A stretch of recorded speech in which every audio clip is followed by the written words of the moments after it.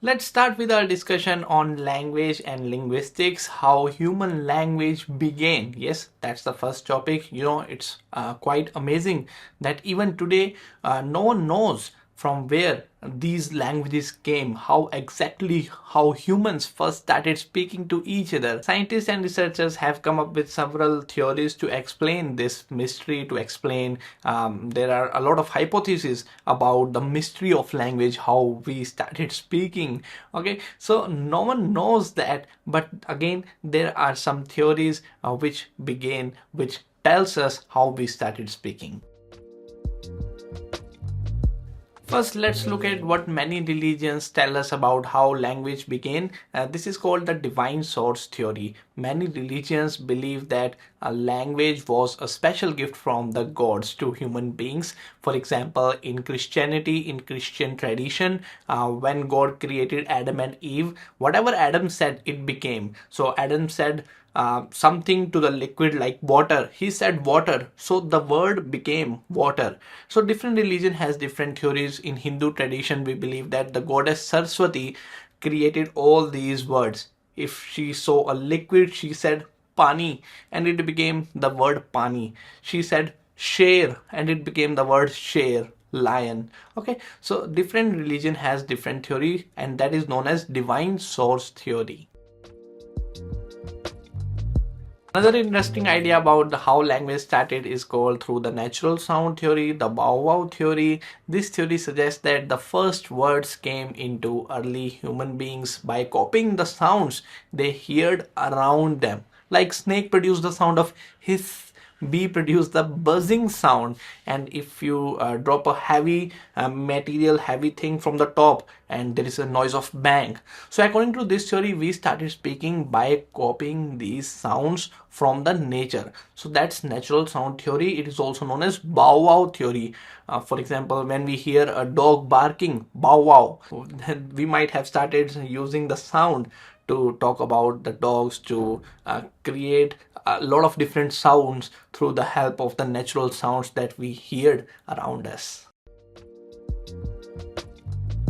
Then there is a theory proposed by Charles Darwin in 1871, which people named as Pooh-Pooh theory or theory. Okay, so Darwin thought that language might have started from the sounds people make when they feel different emotions. So this is also the concept that comes from the emotional being. So when you are disgusted about something, you say, "Huh." Okay, so Darwin believed that these natural emotion created the sound from inside us, and over the time these simple sounds could have developed into more complex words and languages. Okay, so when we are in pain, a sound naturally comes from within us. Okay, so that's Foo theory given by Charles Darwin. Another scientist named Mueller had a different idea, which people call the ding dong theory. He believed that we learn it from the outer world, like when you hit something on a bell, there is a ding sound, ding dong. Okay, so the human learned the language through outside world, not only from the animals but from everything. For example, if you look at snake, naturally a sound comes from inside you out of fear.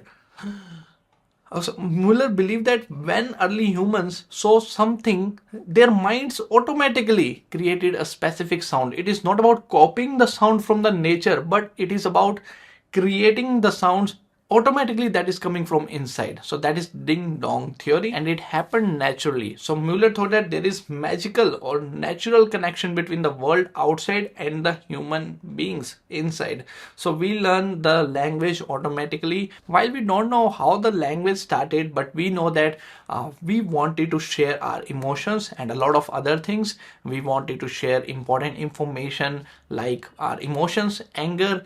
We want to teach our children. So human beings by birth wants to share this feeling of happiness, sadness. So language makes us more relieved. It makes us stress free. It helps us to create friends. It helps us to create society. So we always needed language to give factual information and to convey commands. This is also called information talking, to convey emotions and feelings, to maintain social contact on a friendly level. This is also called emphatic communication or language of social chit chat or small talk, for aesthetic reasons like poetry and to relieve our nervous tension. Whether language started from religion or copying the sounds from nature, or it came automatically, or it is the gift of God, but this is the biggest achievement of human beings. We don't know from where the language came, but this is the biggest achievement. We have seen questions from all these topics in the previous year, so keep writing the notes. And now here we have the discussion on how human beings are different from animals. So understanding this difference will help us know more about how human language is so unique and special. The first one we have, not only limited to sound signals. We use sounds to speak a language, but then many animals also use the sounds to communicate.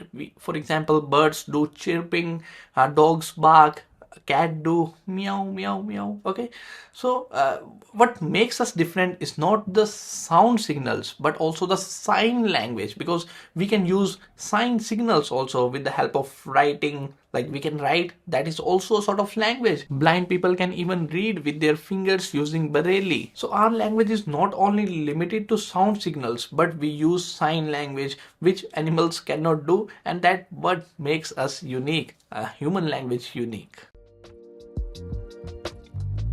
This particular point, arbitrariness, is asked in 2-3 competitive exams. So human language is arbitrary according to this concept. Arbitrary means the word has no connection with the object. For example, water. In Hindi we say pani. So both words mean the same thing, but they sound completely different. Water, pani. So there is no reason why we use these particular sounds to mean water. So we just use them as it is. But animals do not have this ability to create words, to create arbitrariness. Arbitrariness means imaginative words to direct onto something. But human beings do that. Here is another fascinating difference, that how we learn language. Animals only know how to communicate in their own way. For example, honey bees do the same special dance to tell other bees where to find flowers with nectar. They are born with this special ability, how to send message to another honeybee. So even birds grew up with some special ability, like they can sing from the birth.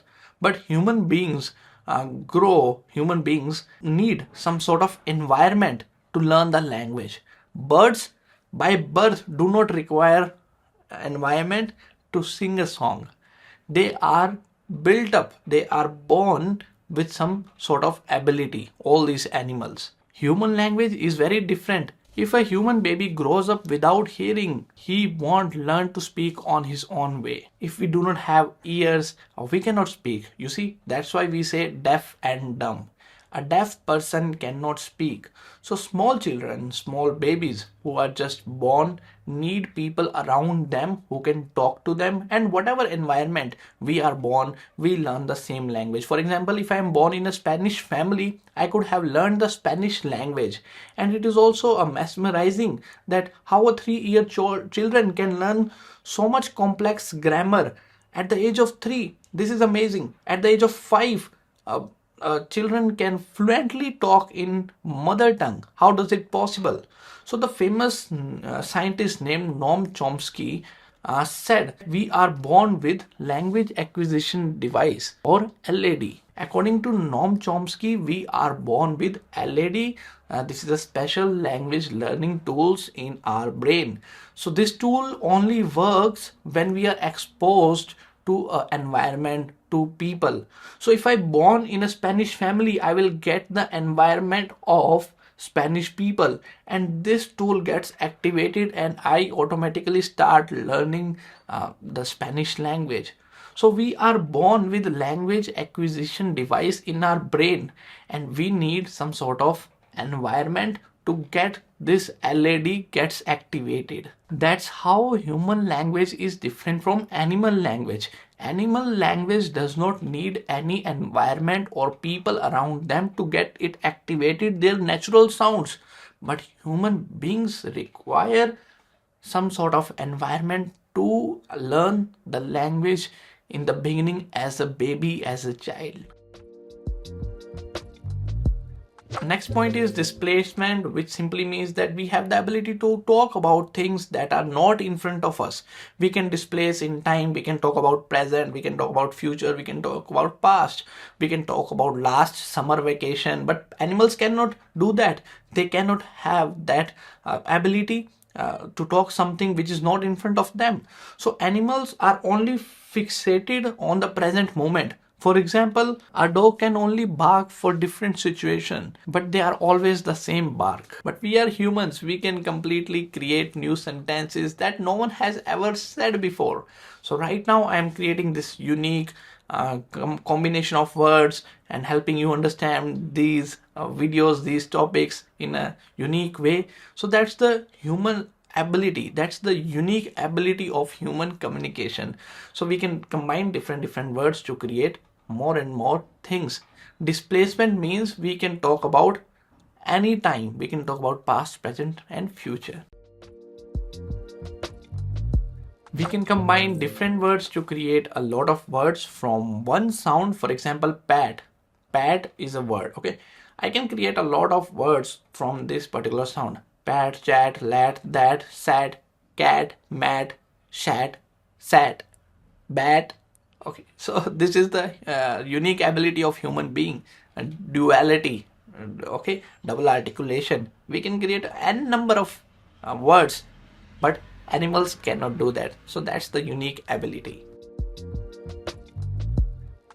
Patterning means we can use patterns to create new words. For example, take the word SPT in English. Okay, we can create spot, stop, spot, spots.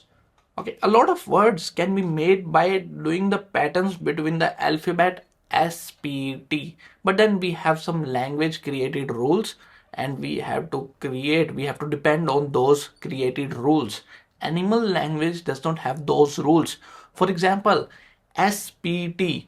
I cannot create TSP. I cannot create, there is no word in the English dictionary which says tss. There is no word. There is no word SPT. There is no word. But because we have to rely on some grammatical rules, some rules that is in the dictionary. So patterning also happens in human language, which is quite unique than animal language. And then also we can play with these alphabets to create some words in a restricted environment based on the rules that is governed by the dictionaries. Human language also has structured dependence. Animal language do not have any structure dependence, but we have to depend on some structure, and that makes us unique than the animal language. For example, the girl gave me flowers, and the same sentence can be said as I was given flowers by the girl. The meaning is same, but the structure changes. Animals don't have this structure dependence, as well as they do not have the flexibility to tell one sentence in different ways. A girl gave me the flower. A flower is given to me by the girl. So I have the flexibility of using the sentences, but animals do not have this. At last, we have some more points. Please make a note of it. First is reciprocatory. Any speaker also be a listener or receiver. Next, rapid fading. Auditory signals are transitory. They disappear quickly. Spontaneous usage. Speaking is not something which humans do under compulsion. They speak spontaneously and out of their own will. Next is turn taking. Humans take turns while talking. Next, specialization. We got the gift of vocal cords to speak language. Vocal cords are unique to human being. Complete feedback. When we speak, we also hear what we are speaking, giving us feedback on our voice. And with this, we come to the end of this lecture. We will continue our discussion in the next video. That's it for this. Thank you.